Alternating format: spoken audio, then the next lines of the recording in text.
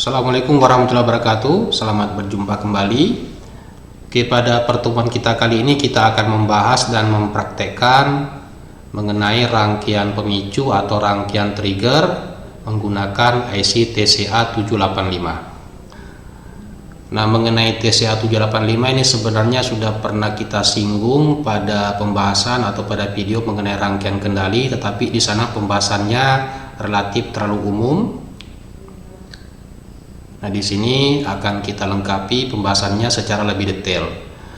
Nah, untuk memudahkan pembahasan kita, sebaiknya Anda terlebih dahulu telah memahami prinsip umum atau cara kerja secara umum dari IC TCA 785. Nah, pembahasan kita ini akan kita bagi menjadi beberapa bahasan atau beberapa video. Video kali ini kita akan membahas IC TCA 785-nya. Dalam hal ini prinsip kerja, kemudian bagaimana pemilihan resistansi, kapasitansi, dan proses penyetelannya, kemudian rangkaian untuk sinkronisasinya. Kemudian untuk pembahasan atau video yang kedua, kita akan lengkapi rangkaian TCA 785 kita dan akan kita praktekkan beserta dengan analisis atau penentuan resistansi yang dibutuhkan untuk proses pemicuan SCR dan triak. Selanjutnya pembahasan atau video yang ketiga, kita akan mempraktekkan IC TCA 785 ini yang dilengkapi dengan trafo isolasi. Selanjutnya mudah-mudahan kita juga bisa membahas dan mempraktekkan pengendalian TCA 785 ini dengan menggunakan Arduino. Oke, jadi pada video kali ini kita akan fokuskan pembahasan kita mengenai pemilihan resistansi, kapasitansi, dan penyetelan, demikian juga rangkaian sinkronisasi untuk IC TCA 785. Oke, kita mulai pembahasan kita. Ini merupakan bentuk fisik dari IC TCA 785, memiliki 16 pin atau 16 kaki. Untuk lebih lengkapnya fungsi dari setiap pinnya ini silakan Anda download datasheetnya, karena di sini yang akan kita bahas hanya pin-pin seperti yang diberikan pada tabel ini. Oke, yang pertama untuk pin sumber yaitu pin 16. Jadi ini butuh suplai DC. Ini bagian positifnya, kemudian untuk bagian negatifnya itu ada pada pin 1. Nah, bagian negatifnya atau negatif sumbernya ini juga nanti akan kita gunakan sebagai ground. Selanjutnya pin nomor 5 ini berfungsi untuk sinyal atau tegangan sinkronisasi.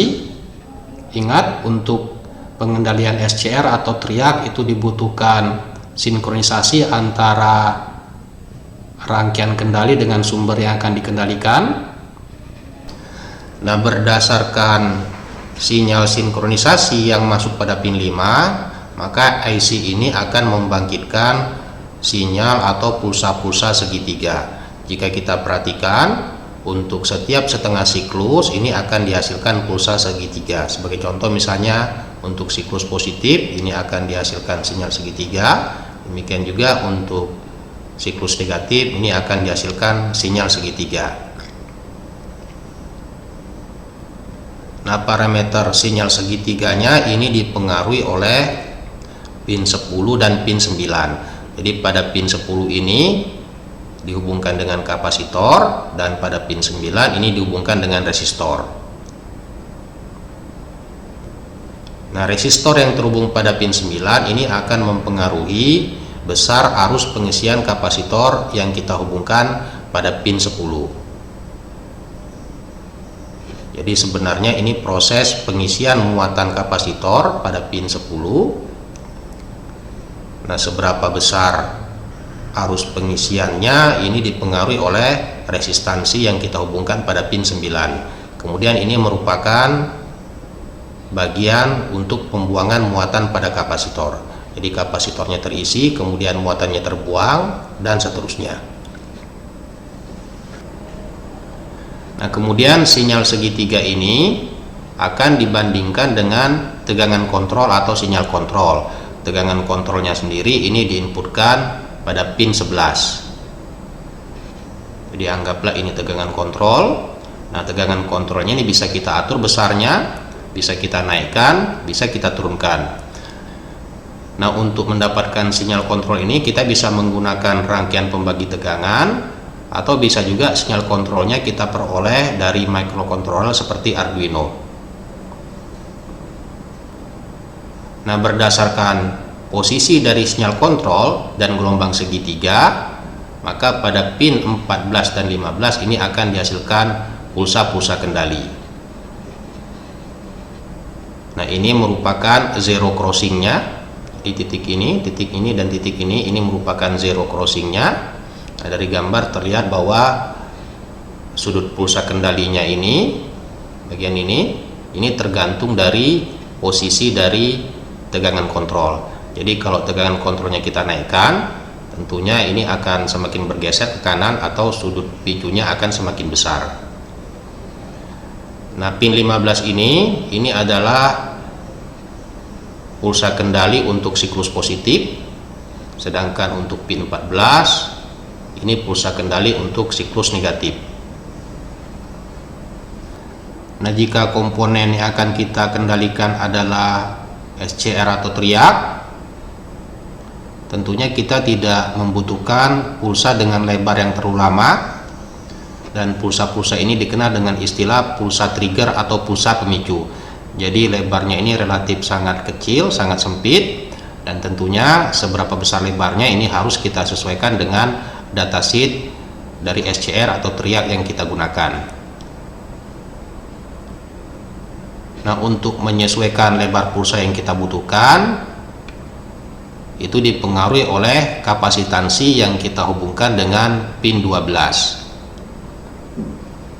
Nah, pin 12 ini sendiri bisa kita buat mengambang, artinya tidak kita hubungkan dengan kapasitansi, dan ini akan menghasilkan lebar pulsa yang paling minimum.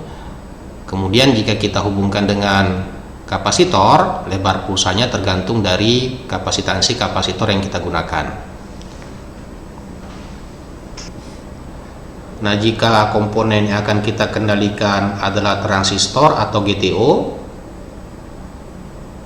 maka pulsa kendali yang kita butuhkan adalah pulsa kendali di mana lebarnya bisa kita atur.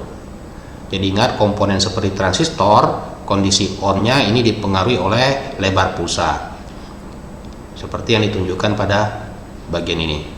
Nah, untuk mendapatkan pulsa kendali dengan lebar yang bisa diatur, maka pin 12 ini harus kita hubungkan dengan ground. Jadi jika pin 12 ini langsung kita hubungkan dengan ground, maka kita akan memperoleh pulsa-pulsa kendali, di mana pulsa kendalinya ini lebarnya bisa kita atur dengan cara mengubah posisi atau mengatur tegangan kontrol. Sebagai contoh, misalnya untuk posisi tegangan kontrol pada bagian ini, maka lebar pulsanya dari titik ini sampai dengan titik ini. Tetapi jika tegangan kontrolnya kita naikkan, tentu lebar pulsanya ini akan semakin sempit. Oke, selanjutnya untuk pin nomor 6. Pin nomor 6 ini jika kita berikan tegangan, maka akan memungkinkan kita untuk menghasilkan pulsa-pulsa kendali. Tetapi jika kita hubungkan langsung dengan ground, maka pulsa kendali yang kita hasilkan ini akan hilang. Nah, apa fungsi dan tujuannya?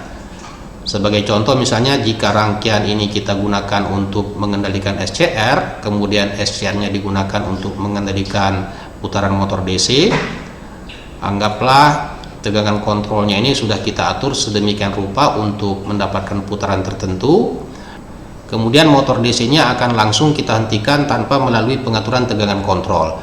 Nah, untuk melakukannya, pin nomor 6 ini bisa langsung kita hubungkan dengan ground.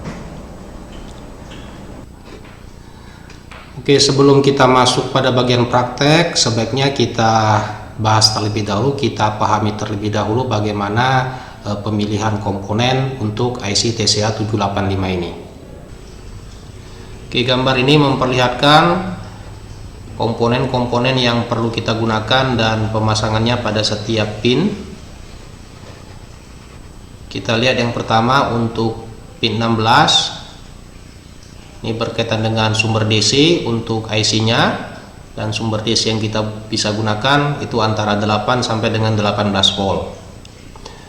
Kemudian pin nomor 1 ini kita groundkan. Demikian juga untuk negatif dari sumbernya ini juga kita hubungkan ke ground. Jadi pin nomor 1 ini berkaitan dengan negatif sumbernya, dan negatif sumbernya juga kita gunakan sebagai ground. Oke, selanjutnya pin nomor 6. Jika kita perhatikan pin nomor 6 di sini ada dua opsi, bisa kita hubungkan dengan ground melalui saklar, atau bisa juga kita berikan tegangan melalui resistor pada bagian ini. Nah, nilai resistansinya bisa kita pilih antara 10 kilo ohm sampai dengan 22 kilo, atau bisa juga di luar nilai ini. Tapi sebaiknya jangan terlalu kecil, karena jika nilainya terlalu kecil maka rugi daya pada rangkaian kita juga akan terlalu besar. Dan jika nilainya terlalu besar, ini bisa mengakibatkan tegangan pada pin 6 ini kurang kokoh atau kurang stabil. Nah, sesuai dengan pembahasan kita pada slide sebelumnya tadi, jika pin nomor 6 ini kita berikan tegangan, maka kita bisa menghasilkan pulsa pada pin 14 dan 15. Tetapi jika pin 6 ini kita hubungkan dengan ground, maka pulsa pada pin 14 dan pin 15 ini bisa kita hilangkan. Oke, kemudian bagaimana cara pemilihan rangkaian untuk tegangan sinkronisasi ataupun komponen-komponen lainnya? Kita lihat kembali gelombang-gelombang yang berkaitan dengan IC ini. Yang pertama, ini merupakan tegangan sinkronisasi yang berkaitan dengan pin nomor 5. Tentunya tegangan sinkronisasi ini berkaitan dengan sumber AC yang akan kita kendalikan. Nah, untuk mendapatkan tegangan sinkronisasinya kita bisa menggunakan transformator. Sebagai contoh, misalnya jika tegangan beban yang akan kita kendalikan adalah 220 volt, tentunya tegangannya ini harus kita turunkan terlebih dahulu, karena pin nomor 5 ini tidak boleh kita berikan dengan tegangan yang terlalu besar. Nah, pada prakteknya nanti kita akan menurunkan tegangannya menjadi 1,5 volt. Nah, penggunaan trafo ini tentunya tidak efisien karena harganya relatif mahal. Nah, supaya lebih ekonomis, kita bisa menggunakan rangkaian seperti yang ditunjukkan pada gambar ini.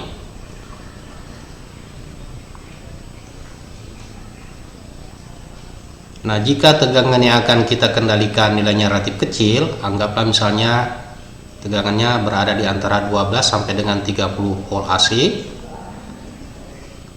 sebaiknya kita menggunakan terminal A dan B.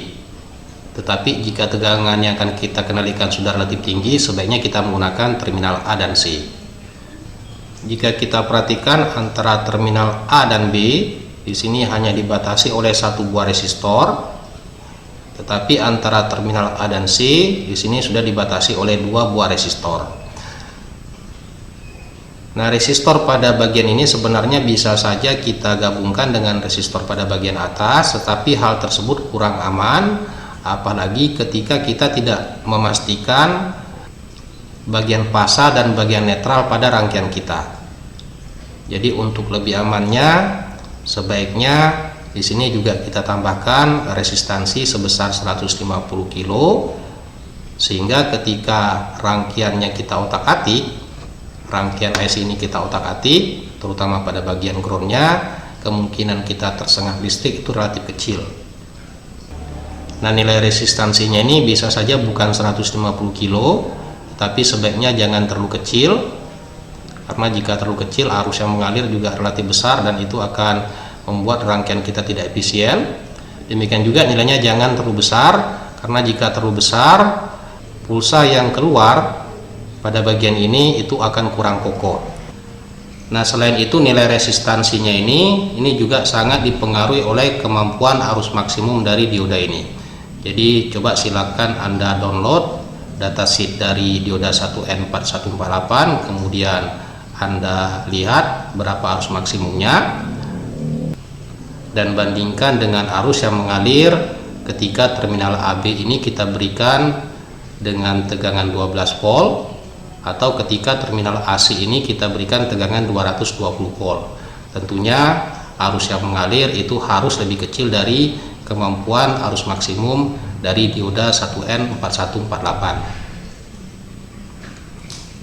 Kemudian jika kita perhatikan posisi pemasangan diodanya, dioda yang ada di bagian kiri ini anggaplah bekerja untuk siklus positif, dan dioda yang ada pada bagian kanan ini bekerja untuk siklus negatif. Nah, tentunya sinyal atau tegangan yang dihasilkan itu bentuknya tidak lagi sinusoidal murni seperti yang ditunjukkan pada gambar ini. Oke, jadi tegangan atau sinyal yang dihasilkan yang akan masuk pada pin 5 ini bentuknya bukan lagi sinusoidal, tetapi bentuk tegangannya dipengaruhi oleh tegangan pada kedua dioda yang kita gunakan. Nah, walaupun tegangan yang dihasilkan di sini bentuknya lagi tidak sinusoidal, hal ini tidak akan memberikan pengaruh karena sebenarnya bagian dari sinyal atau tegangan sinkronisasi yang dibutuhkan hanya bagian zero crossingnya, seperti yang ditunjukkan pada bagian ini. Jadi ini merupakan bagian zero crossingnya. Oke, jadi walaupun sinyal atau tegangan sinkronisasinya bukan lagi sinusoidal murni, tetapi selama zero crossingnya berada pada titik yang sama, maka kita bisa menghasilkan pulsa trigger dengan sudut sesuai dengan yang kita kehendaki. Oke, untuk rangkaian sinkronisasinya ini mungkin akan lebih jelas ketika nanti kita masuk pada bagian prakteknya. Oke, berikutnya kita akan membahas sinyal segitiga yang dihasilkan. Nah, sinyal segitiga ini erat kaitannya dengan pin 10 dan pin 9. Dan jika kita perhatikan sinyal segitiganya ini akan mengikuti bentuk dari sinyal atau tegangan sinkronisasi. Jadi untuk setengah siklus positif ini akan dihasilkan sinyal segitiga, demikian juga untuk setiap siklus negatifnya ini juga akan dihasilkan sinyal segitiga. Oke, jadi untuk setengah siklus positif sinyal segitiganya akan mulai terbentuk di sekitar zero crossingnya, anggaplah bagian ini, sampai dengan 180 derajat. Demikian juga untuk siklus negatif, sinyal segitiganya ini akan terbentuk di sekitar zero crossingnya sampai dengan 360 derajat.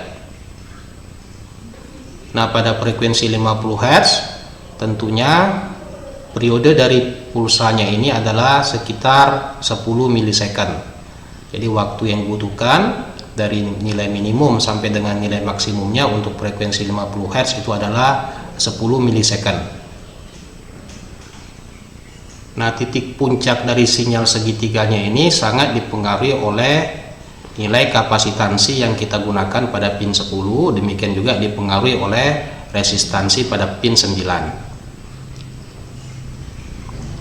Sebagai contoh, misalnya untuk kapasitansi tertentu, anggaplah misalnya 47 nanofarad, maka nilai puncaknya ini bisa kita naikkan, bisa kita turunkan dengan mengatur atau menyetel trim pot yang kita gunakan pada pin nomor 9. Oke, kita perhatikan bagian puncaknya. Anggaplah bagian puncaknya ini untuk setelan tertentu dari trim pot pada pin 9. Nah, jika nilai resistansi trim potnya ini kita perkecil, maka arus pengisian pada kapasitor ini akan semakin besar, sehingga untuk periode tertentu, anggaplah tadi periodenya sebesar 10 milisecond, karena arus pengisiannya semakin besar, tentunya tegangan kapasitor pada akhir periode ini akan mengalami kenaikan, atau dengan kata lain puncak dari segitiganya ini akan mengalami kenaikan. Demikian juga sebaliknya, jika resistansinya ini kita perbesar, maka arus pengisian kapasitornya akan semakin kecil, sehingga di akhir periode tegangan kapasitornya akan mengalami penurunan, atau puncak segitiganya akan mengalami penurunan. Nah, puncak dari sinyal segitiganya ini harus kita atur karena harus kita sesuaikan dengan nilai maksimum dari tegangan kontrol. Jadi kita lihat tegangan kontrolnya itu pin 11. Nah, tegangan kontrolnya ini nilainya diatur melalui potensio. Jadi ketika potensionya ini kita ubah posisinya, maka tegangan kontrolnya ini juga akan berubah, bisa mengalami kenaikan, bisa mengalami penurunan. Oke, jadi bagian yang berwarna merah ini merupakan bagian dari tegangan kontrolnya. Kemudian resistor pada bagian atas ini kita bisa gunakan nilainya 1 kilo sampai dengan 5 kilo. Nah, untuk potensionya ini sebaiknya kita menggunakan nilai 10 kilo karena jika kita gunakan nilai yang terlalu besar, pengaturan tegangan kontrolnya nanti akan kurang halus. Kemudian untuk trim pot pada bagian ini fungsinya untuk mengatur nilai minimum dari tegangan kontrolnya. Nah, untuk rangkaian tegangan kontrol ini bisa saja kita ganti. Misalnya kita bisa menggunakan tegangan yang dihasilkan oleh Arduino. Nah, anggaplah ini merupakan nilai maksimum dari tegangan kontrolnya. Jadi ini kita atur supaya kita peroleh nilai maksimumnya. Kemudian puncak segitiganya ini harus kita usahakan agar berimpit dengan nilai maksimum dari tegangan kontrol. Ingat tadi untuk mengatur nilai puncak segitiganya ini bisa kita lakukan dengan mengatur trim pot pada bagian ini. Nah, pengaturan puncak segitiganya ini bertujuan agar pulsa trigger yang kita hasilkan itu bisa kita atur sampai dengan nilai maksimumnya, yaitu sekitar 180 derajat. Oke, jadi jika kita simpulkan, penyetelan trim pot pada bagian ini bertujuan agar pulsa yang kita hasilkan itu bisa sampai 180 derajat, dan cara penyetelannya, tegangan kontrolnya ini kita atur agar posisinya maksimum dengan cara mengubah posisi trim pot. Kemudian puncak segitiganya ini kita usahakan agar berimpit atau berada di bawah sedikit dari tegangan kontrolnya dengan cara mengatur trim pot pada bagian ini. Nah, jika resistansi yang kita gunakan di sini adalah 33 kilo, kemudian trim potnya di sini 100 kilo, maka nilai kapasitansi kapasitor pada pin 10 ini bisa kita gunakan antara 43 sampai dengan 100 nanofarad.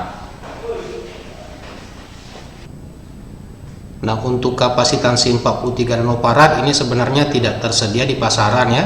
Yang ada itu adalah 33 nanofarad dan 10 nanofarad. Artinya jika kita akan menggunakan 43 nanofarad, maka kedua kapasitor ini harus kita hubungkan secara paralel. Oke, jadi dengan nilai resistansi dan kapasitansi kapasitor yang ditunjukkan pada bagian ini, nilai-nilainya ini masih memungkinkan kita untuk mendapatkan sudut trigger atau sudut alfa maksimumnya ini sekitar 180 derajat. Oke, selanjutnya kita akan melihat bagaimana proses penyetelan dari sudut alfa minimumnya. Sebelumnya kita perhatikan dulu nilai minimum dari sinyal segitiganya. Nah, ini merupakan zero crossingnya, anggaplah ini 0 derajat. Dan jika kita perhatikan nilai minimum dari pulsa segitiganya ini tidak berada pada 0 derajat. Artinya kita tidak bisa memperoleh sudut trigger yang pas atau sama dengan 0 derajat. Jadi agak lebih besar sedikit dari 0 derajat.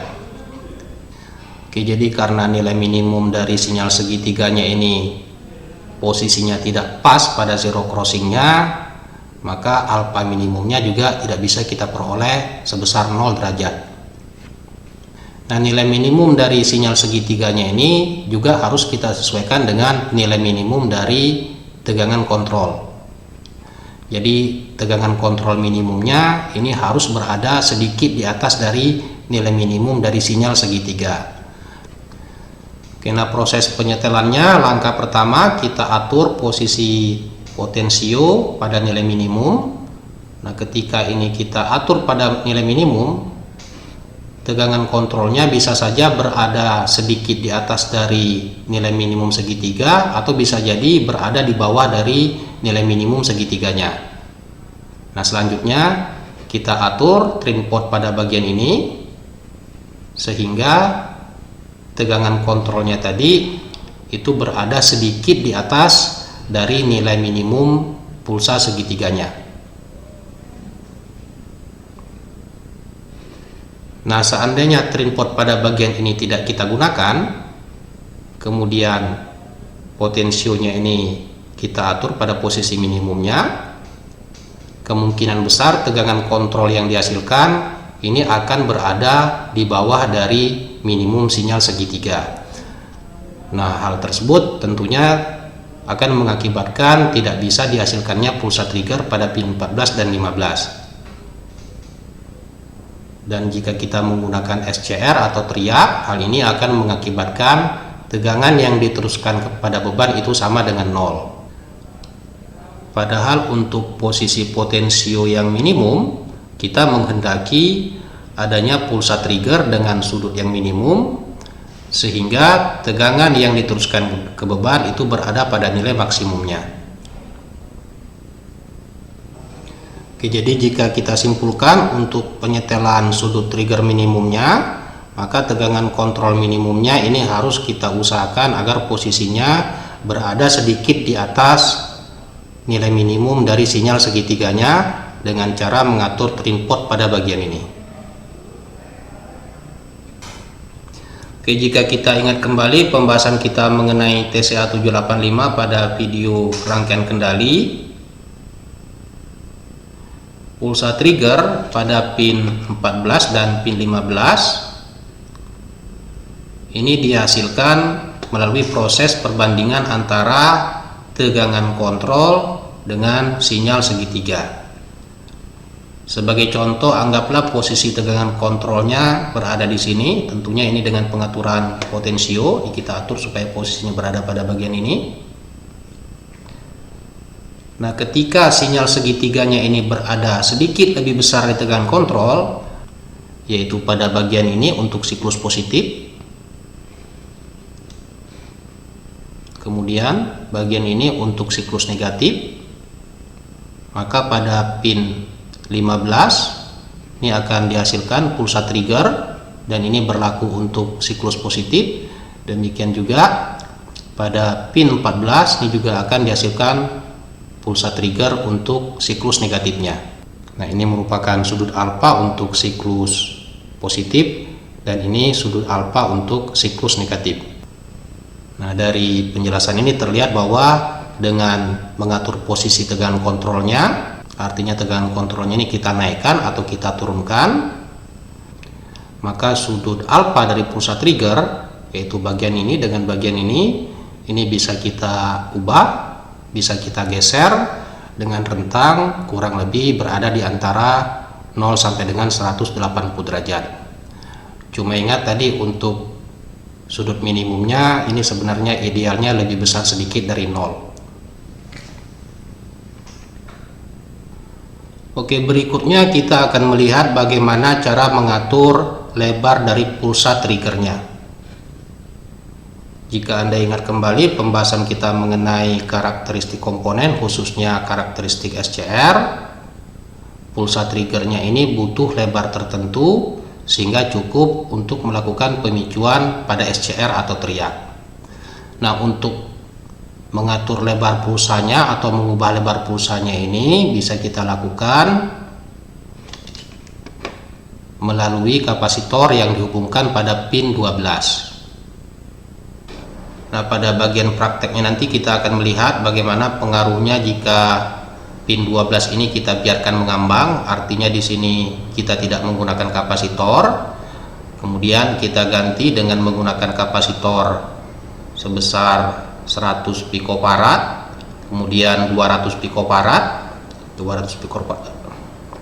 Nah, untuk 200 picofarad berarti kita membutuhkan 2 buah kapasitor 100 picofarad yang dihubung secara paralel.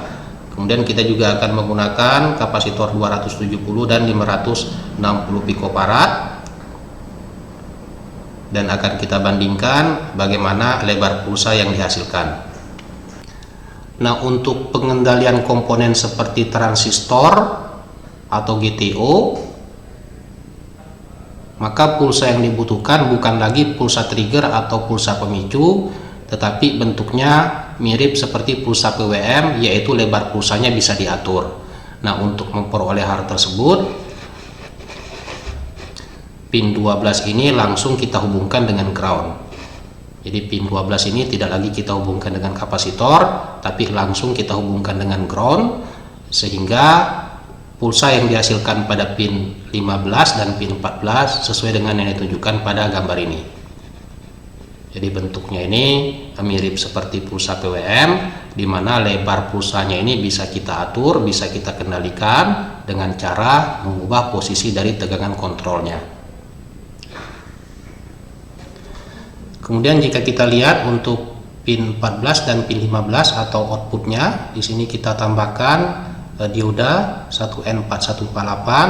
Ini tujuannya agar ada jaminan tidak ada arus yang mengalir atau yang masuk melalui pin 15 atau pin 14. Selanjutnya juga di sini kita tambahkan resistansi sebesar 47 ohm.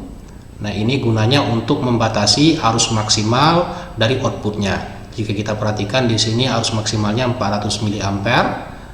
Nah, jika kita menggunakan sumber DC 12 volt, berarti arus maksimal dari outputnya sekitar 12 dibagi dengan 47 ohm, dan nilainya tentunya lebih kecil dari arus maksimum yang diizinkan untuk outputnya.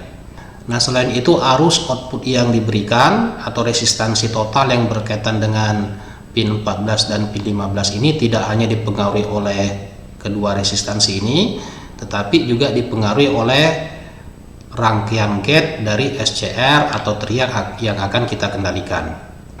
Jadi output dari pin 14 dan pin 15 ini tidak boleh langsung kita hubungkan pada gate SCR atau teriak, tetapi harus kita analisis terlebih dahulu, harus kita hitung terlebih dahulu berapa resistansi yang harus kita tambahkan pada rangkaian gate dari SCR atau teriaknya. Nah, resistansi tersebut ini akan mempengaruhi resistansi keseluruhan dari pin 14 dan pin 15. Artinya juga akan mempengaruhi arus output pada pin 14 dan pin 15. Jadi fungsi dari kedua resistansi ini sebenarnya hanya untuk pembatas arus maksimalnya agar lebih kecil dari arus maksimal yang diizinkan.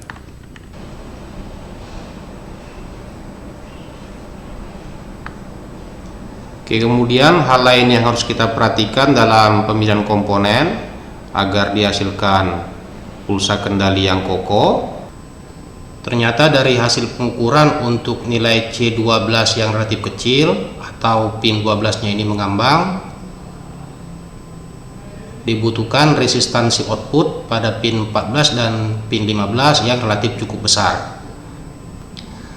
Nah, hal ini belum diketahui penyebabnya, apakah karena kualitas IC-nya atau ada koneksi yang kurang baik.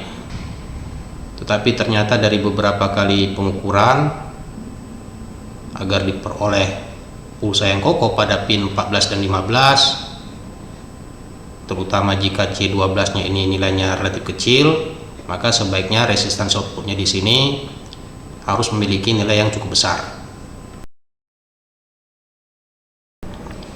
Nah, untuk penentuan C12-nya sendiri atau lebar pulsanya ini sebenarnya sangat dipengaruhi oleh SCR atau teriak yang kita kendalikan. Tetapi secara umum semakin kecil lebar pulsa, maka rugi daya pada rangkaian akan semakin kecil, artinya kondisinya semakin baik. Tetapi hal ini memerlukan resistansi output yang semakin besar pula. Jadi semakin kecil lebar pulsa yang akan kita bangkitkan, resistansi output pada pin 14 dan pin 15 ini harus semakin besar agar dihasilkan pulsa kendali yang kokoh.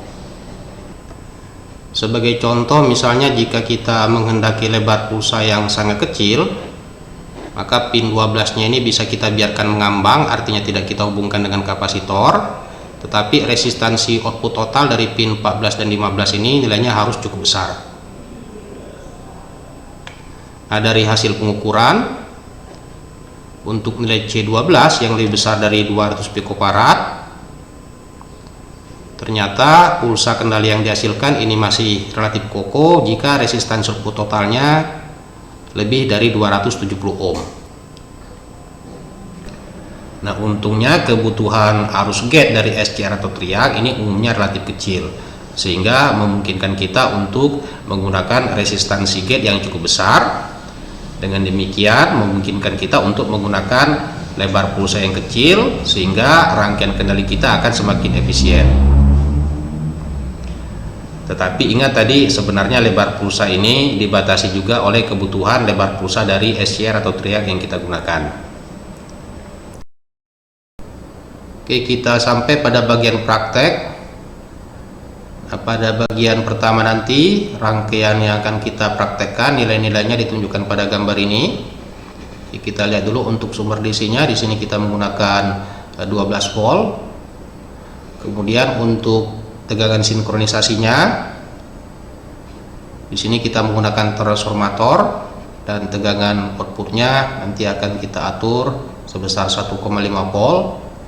Nah, pada praktek berikutnya nanti ini bisa kita ganti dengan rangkaian yang telah kita bahas pada slide sebelumnya. Kemudian untuk C12 ini kita menggunakan 560 picofarad. Kemudian ini nanti pada bagian berikutnya juga akan kita ganti nilainya.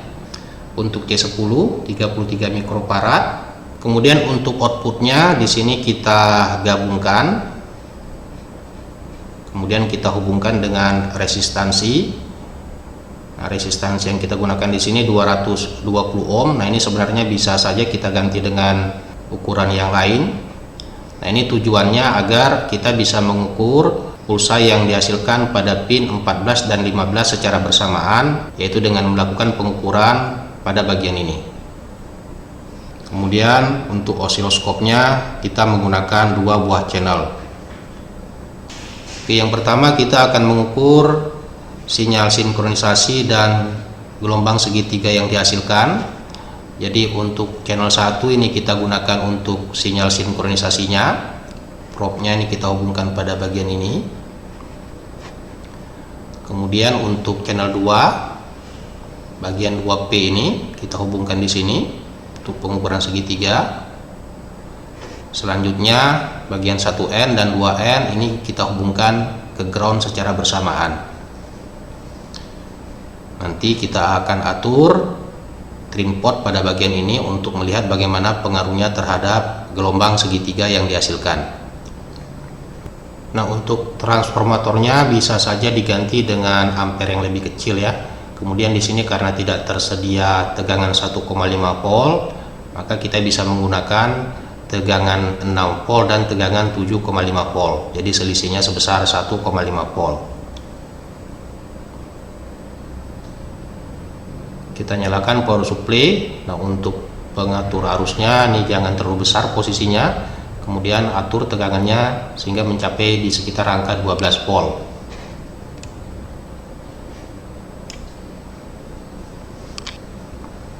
Ini merupakan terminal groundnya.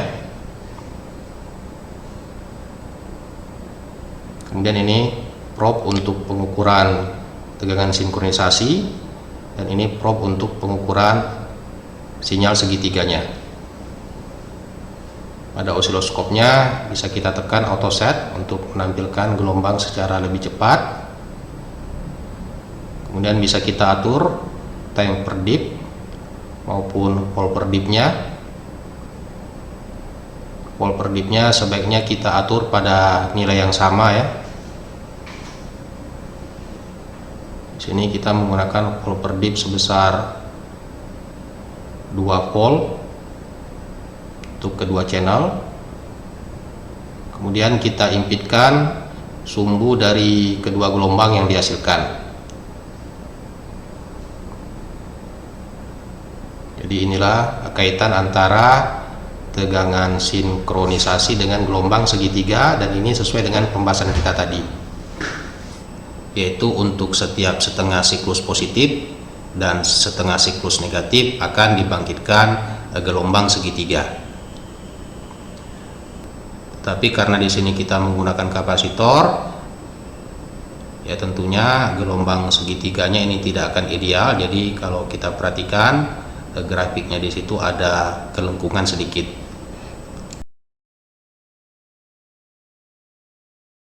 Nah, jika kita ubah trim pot yang ada pada pin 9, ini akan mempengaruhi arus pengisian kapasitor, sehingga tegangan puncak dari gelombang segitiganya ini juga akan mengalami perubahan.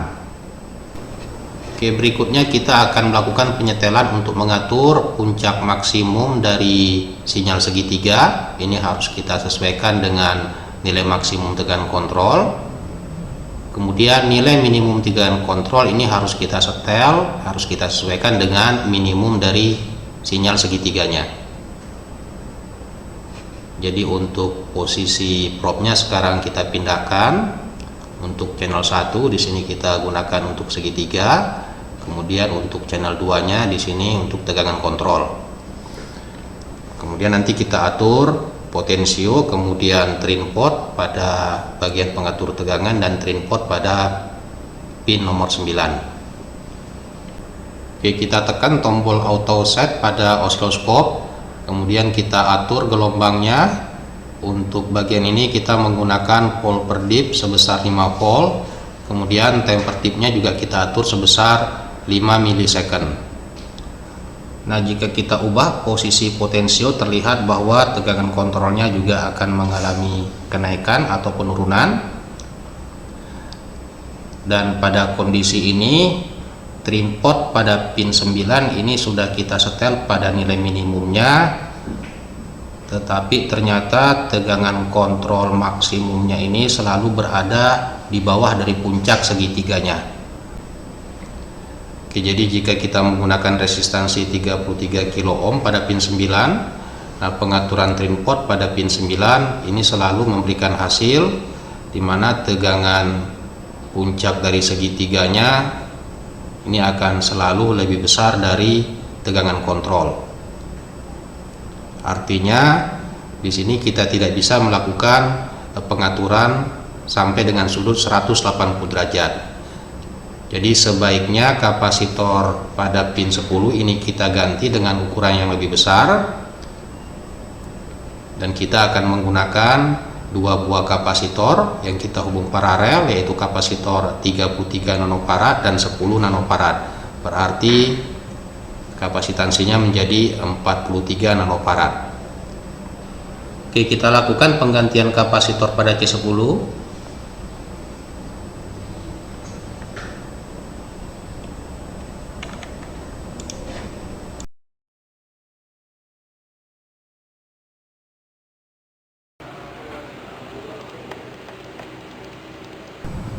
Oke, sebelum melakukan pengukuran, pastikan bahwa nilai resistansi dari trim pot pada pin 9 ini berada pada nilai minimumnya. Kemudian kita lakukan pengukuran dan atur kembali gelombangnya. Di sini kita menggunakan volt per dip sebesar 2 volt untuk setiap channel. Kemudian temper dipnya adalah 2 milisecond. Nah, jika posisi potensio kita ubah-ubah, terlihat bahwa ada kondisi di mana tegangan kontrolnya berada di atas dari puncak segitiga. Oke, jadi gelombang yang ditampilkan pada osiloskop ini berlaku untuk kondisi maksimum dari potensionya.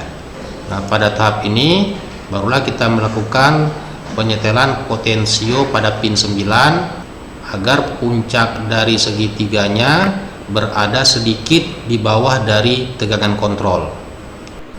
Oke, kita lakukan penyetelan trim pot pada pin 9.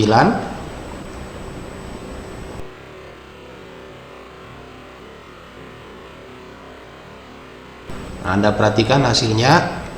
Pada kondisi ini puncak segitiga sudah berada sedikit di bawah dari tegangan kontrol, sehingga nanti kita bisa melakukan pengaturan sampai dengan sudut maksimum, yaitu 180 derajat. Oke, berikutnya kita akan melakukan penyetelan yang berkaitan dengan sudut picu minimum. Dalam hal ini yang berkaitan dengan tegangan kontrol minimum. Jadi tegangan kontrol pada kondisi minimum ini harus kita usahakan agar berada sedikit di atas dari sinyal segitiga. Nah, langkah pertama, potensio ini harus kita minimumkan terlebih dahulu. Kemudian sambil mengamati osiloskop, kita atur trim pot pada bagian ini. Oke, kita minimumkan potensio pada rangkaian kita. Anda amati tegangan kontrolnya ini akan turun ke bawah. Kemudian kita angkat sedikit tegangan kontrolnya dengan cara mengubah trim port yang ada pada rangkaian tegangan kontrol.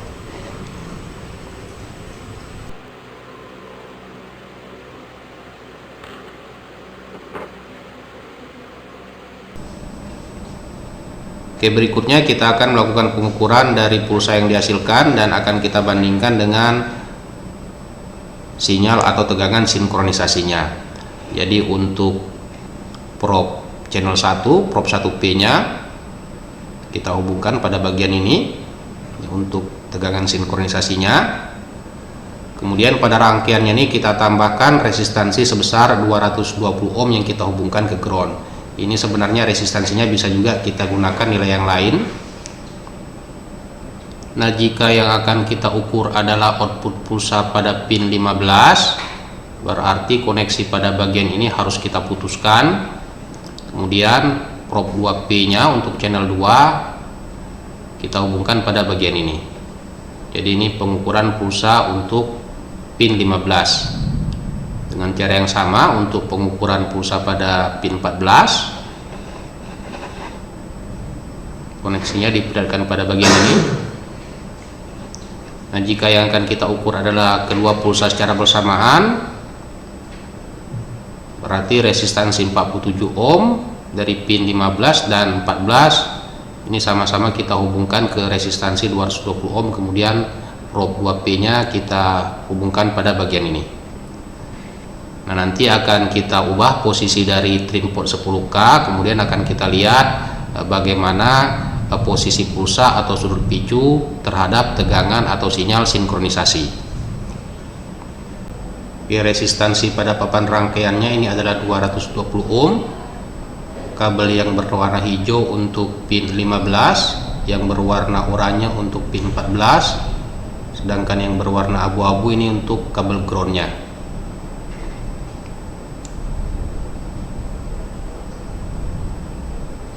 Oke, kita atur hasil pengukurannya.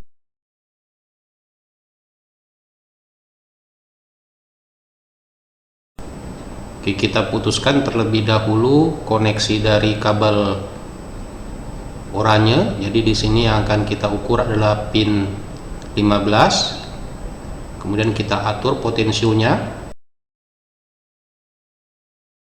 Di sini terlihat bahwa pulsa triggernya akan bervariasi kurang lebih di antara 0 sampai dengan 180 derajat atau untuk siklus positifnya.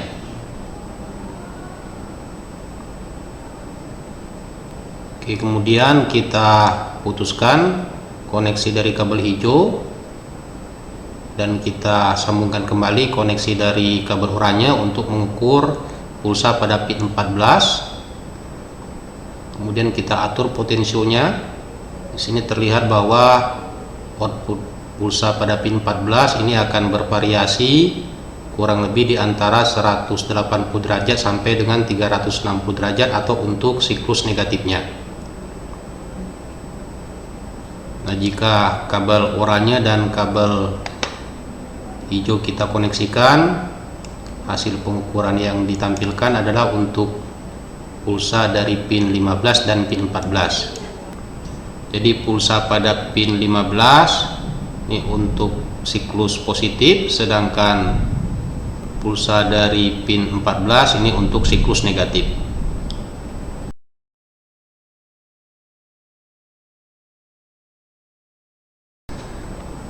Oke, kita lanjutkan ke bagian untuk tegangan sinkronisasinya. Rangkaian yang telah kita bahas pada slide sebelumnya tadi. Jadi tujuan rangkaian ini adalah untuk membatasi agar tegangan yang masuk pada pin 5 ini nilainya tidak terlalu besar. Jadi di sini kita menggunakan hambatan 150 kilo dan 2 buah dioda 1N4148. Nah, tentunya tegangan yang keluar atau yang masuk ke pin 5 ini bentuknya sekarang tidak lagi sinusoidal, tetapi dipengaruhi oleh kedua dioda yang kita pasang secara anti paralel. Kemudian jika tegangan yang akan kita kendalikan nilainya relatif kecil, kita bisa menggunakan terminal A dan B. Tetapi jika tegangan yang akan kita kendalikan nilainya sudah relatif besar, sebaiknya kita menggunakan terminal A dan C. Nah, hal ini bertujuan untuk aspek keamanan. Jadi ketika kita mengotak-atik rangkaiannya, kemungkinan kita mengalami sengatan listrik itu relatif kecil, terutama jika ternyata bagian fasa dan bagian netral yang kita inputkan ke rangkaiannya ini terbalik. Jadi sebaiknya yang terhubung dengan grounding ini adalah bagian netral dari sumber, tetapi ada kemungkinan ternyata pemasangan kita terbalik. Anggaplah ternyata netralnya masuk dari terminal A dan fasanya masuk dari terminal C. Nah, jika tegangan yang akan kita kendalikan relatif tinggi, anggaplah misalnya 220 volt, kemudian di sini tidak ada hambatan 150K, berarti sekarang yang terhubung dengan grounding adalah bagian fasanya, yaitu 220 volt. Dan ini tentunya akan sangat berbahaya ketika rangkaian kendali kita otak-atik atau kita perbaiki. Jadi dengan menambahkan hambatan 150K pada bagian ini, tentunya akan lebih aman, terutama jika kita tidak memastikan bagian fasa dan bagian netral yang masuk pada terminal rangkaian kita. Nah, ketika kita menggunakan terminal A dan C untuk input sinkronisasinya, maka rangkaian output dalam hal ini pin 14 dan pin 15 ini harus dilengkapi dengan trafo pulsa atau optocoupler. Hal ini mungkin akan lebih jelas ketika nanti kita membahas mengenai penyearah terkendali gelombang penuh dan AC-AC converter yang menggunakan 2 buah SCR. Jadi karena adanya kendala grounding untuk kedua jenis rangkaian tadi, kita membutuhkan trafo pulsa untuk pin 14 dan pin 15-nya. Nah, jika seandainya kita tidak akan menggunakan trafo pulsa, maka rangkaian kendali TCA 785-nya ini hanya bisa digunakan untuk mengendalikan penyearah terkendali setengah gelombang yang menggunakan 1 buah SCR dan AC-AC converter yang menggunakan triak. Dan kita harus menggunakan terminal A dan B untuk sumber atau tegangan sinkronisasinya. Nah, kedua jenis rangkaian ini tentunya bisa juga dikendalikan jika TCA 785-nya kita lengkapi dengan trafo pulsa. Hanya saja jika TCA 785-nya tidak kita lengkapi dengan trafo pulsa, maka hanya bisa digunakan untuk mengendalikan kedua jenis rangkaian ini. Dan untuk sinkronisasinya kita harus menggunakan terminal A dan B. Oke, sebagai contoh, anggaplah misalnya untuk sumber AC yang akan kita kendalikan 12 volt, maka sumber sinkronisasinya ini juga kita ambil dari sumber tersebut, yaitu 12 volt. Karena ini tegangannya relatif rendah, tentunya tidak ada masalah jika fasa dan netralnya di sini terbalik. Tetapi untuk tegangan yang tinggi, anggaplah misalnya 220 volt, sebaiknya dipastikan bagian fasa dan bagian netralnya. Jadi sebaiknya bagian netralnya ini berkaitan dengan grounding dari rangkaian kita. Kemudian jika tegangan yang akan kita kendalikan relatif tinggi, resistansi yang kita gunakan di sini sebaiknya juga bisa kita ubah dengan nilai yang relatif cukup besar. Misalnya kita gunakan nilai 300 kilo. Oke, jadi untuk alasan penggunaan trafo pulsa ini sebenarnya berkaitan dengan permasalahan grounding antara rangkaian daya dengan rangkaian kendali. Nah, hal ini akan kita bahas pada video-video berikutnya, yaitu ketika kita menggabungkan rangkaian kendali ini dengan rangkaian konverternya. Oke, jadi untuk rangkaian sinkronisasinya, yang pertama di sini kita gunakan sumber AC 12 volt dan kita hubungkan pada terminal A dan C. Kemudian kita ukur tegangan sumbernya dan tegangan yang keluar atau yang masuk pada pin 5 dari TCA 785.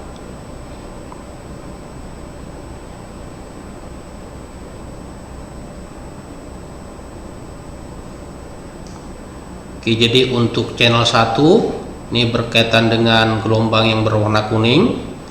Volt per dipnya kita atur sebesar 5 volt. Kemudian channel 2 ini berkaitan dengan gelombang yang berwarna biru, volt per dipnya 500 mV. Nah, jika kita perhatikan tegangan output dari rangkaian sinkronisasinya, yaitu gelombang yang berwarna biru, itu bentuknya bukan lagi sinusoidal dan nilai puncak ke puncaknya sekitar 1000 mV atau 1 volt. Nah, walaupun bentuk tegangan output rangkaian sinkronisasinya bukan lagi sinusoidal murni, tetapi hal tersebut tidak menjadi masalah karena yang kita butuhkan adalah zero crossingnya. Dan jika kita perhatikan zero crossing antara tegangan input, yaitu sinyal yang berwarna kuning, dengan zero crossing dari gelombang yang berwarna biru, itu memiliki nilai yang sama. Kemudian karena tegangan outputnya di sini relatif sudah sangat rendah, yaitu dengan nilai puncak ke puncak sekitar 1 volt, tentunya tegangan output rangkaian sinkronisasinya ini relatif aman jika kita inputkan pada pin 5 dari IC TCA yang kita gunakan.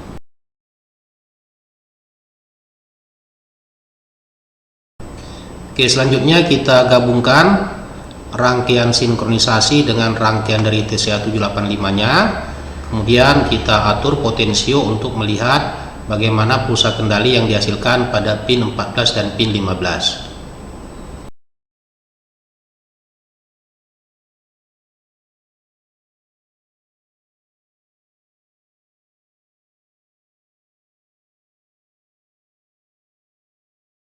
Nah, jika kita perhatikan secara seksama terlihat bahwa pulsa kendali yang dihasilkan ini sepertinya kurang kokoh.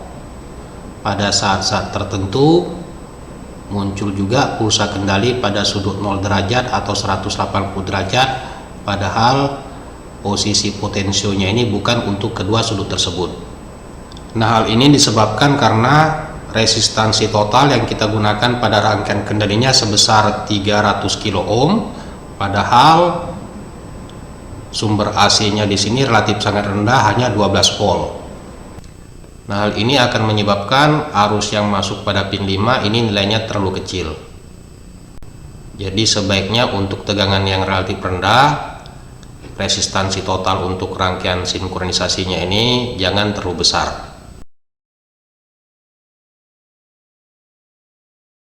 Oke, untuk rangkaian kendalinya di sini sudah kita ganti dan kita hanya menggunakan hambatan sebesar 150 kilo, artinya kita menggunakan terminal A dan terminal B. Dan jika kita perhatikan pulsa kendali yang dihasilkan ini relatif sudah kokoh.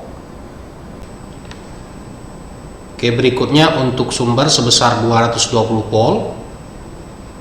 Nah, karena ini sumbernya sudah relatif cukup besar, untuk aspek keamanan sebaiknya pada terminal A-nya kita gunakan hambatan 150 kilo, demikian juga pada terminal C-nya. Sehingga ketika kita mengotak-atik rangkaian TCA 785-nya, kita tidak akan terkena sengatan listrik.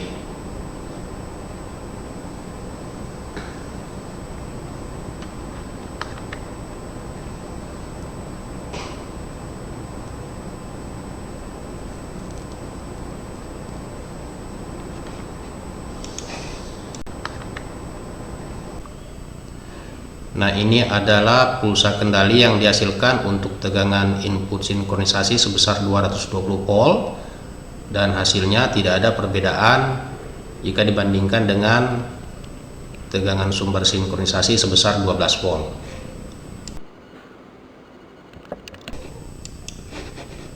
Oke, berikutnya kita akan mengukur lebar pulsa yang dihasilkan sesuai dengan yang telah kita bahas pada bagian sebelumnya. Lebar pulsa itu sangat dipengaruhi oleh nilai kapasitansi yang kita gunakan pada pin 12. Oke, kita akan mengganti atau menggunakan beberapa ukuran kapasitor. Yang pertama 100 picofarad, kemudian 200 picofarad, kemudian 270 picofarad, 560 picofarad, dan juga kita akan bandingkan bagaimana kondisinya jika pin 12 ini mengambang atau pin 12 ini dihubungkan langsung terhadap ground. Nah, untuk resistansi outputnya sesuai dengan pembahasan kita pada slide sebelumnya, resistansi output total pada pin 14 dan pin 15 ini akan mempengaruhi bentuk pulsa yang dihasilkan. Jadi ini nanti akan kita ganti.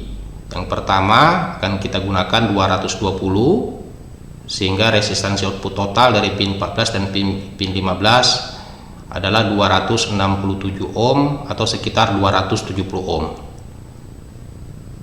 Selanjutnya akan kita ganti dengan dua buah resistor 220 yang terhubung secara paralel.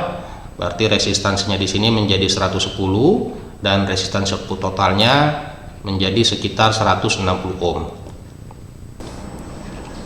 Oke, yang pertama kita gunakan kapasitor sebesar 560 picofarad.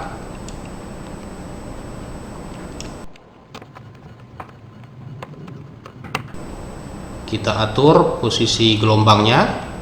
Nah, untuk pengukuran lebar pulsanya sebaiknya kita menggunakan temper dip sebesar 100 mikrosecond.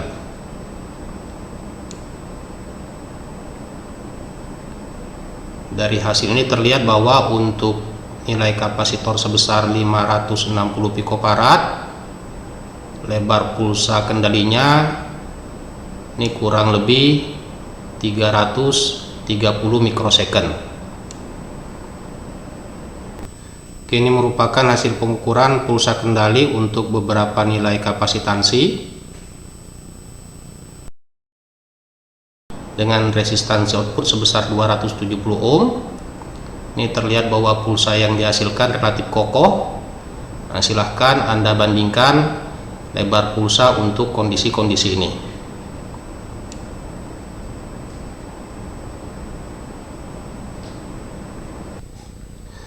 Nah, untuk kondisi kapasitor-kapasitor tersebut, arus yang ditarik dari power supply relatif sangat kecil, bahkan tidak terdeteksi oleh alat ukur.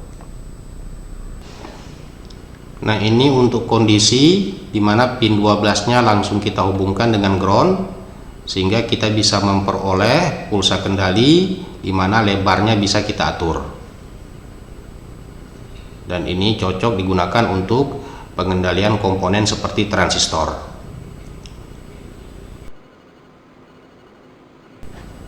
Jika kita perhatikan arus yang ditarik dari power supply, semakin lebar pulsanya, maka arus yang ditarik juga akan semakin mengalami peningkatan.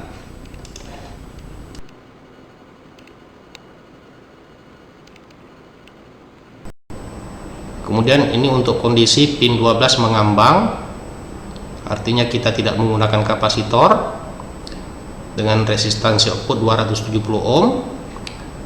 Lebar pulsanya relatif sangat kecil, sekitar 30 mikrosecond. Dan jika kita bandingkan dengan menggunakan dua buah resistansi paralel sebesar 220 ohm, sehingga resistansi output totalnya menjadi 160, terlihat bahwa untuk resistansi output yang kecil, kemudian kondisi pin 12 ini mengambang, maka pulsa yang dihasilkannya di sini terlihat sangat tidak kokoh. Tentunya hal ini tidak dikehendaki. Nah, ini penyebabnya belum diketahui, bisa jadi karena kualitas IC-nya atau mungkin ada koneksi yang kurang baik. Oke, jadi dari hasil pengukuran ternyata untuk mendapatkan pulsa yang kokoh, terutama jika resistansi dari gate SCR atau triac yang akan kita kendalikan nilainya relatif harus cukup kecil, maka nilai kapasitansi kapasitor yang harus kita gunakan ini juga harus cukup besar. Tetapi konsekuensinya lebar pulsanya akan semakin bertambah dan rugi daya pada rangkaian kita tentunya akan semakin meningkat. Oke, kita sampai pada bagian akhir, yaitu fungsi dari pin 6. Jadi pin 6 ini ketika kita berikan tegangan maka memungkinkan kita untuk mendapatkan pulsa pada pin 14 dan pin 15. Tetapi jika kita hubungkan ke ground melalui saklar, maka pulsa pada pin 14 dan pin 15 ini bisa kita hilangkan secara langsung. Nah, untuk power supply IC-nya kita bisa menggunakan power supply dengan ampere yang relatif kecil karena kebutuhan daya dari IC ini juga relatif sangat kecil. Oke, demikian pembahasan kita mengenai IC TCA785. Jika kita simpulkan, ada beberapa hal yang harus kita perhatikan.